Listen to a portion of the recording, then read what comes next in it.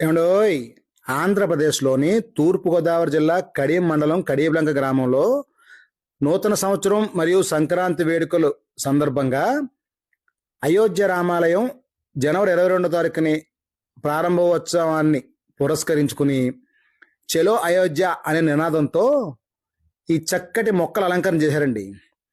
ఈ అలంకరణ చేసిన వ్యక్తి శ్రీ సత్యదేవ నర్సరీ ప్రొపరేటర్ ఈయనేనండి, పుల్లా ఆంజనేయులు గారు. ఈ అలంకరణలో ఉన్న విశేషాలు ఏంటో నేను మీకు ఈ వీడియో చెప్తాను. కామన్గా చిన్న పెయింట్ వేయాలంటేనే చిన్న చిన్న కరెక్షన్లు వస్తాయి.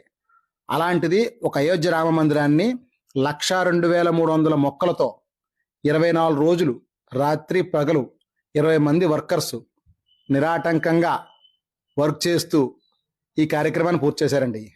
అంటే రామ మందిరం ఒకటే కాకుండా వెల్కమ్ టు 2024 అనే ఎంబ్లం, ఈ మొక్కల పిరమిడ్డు,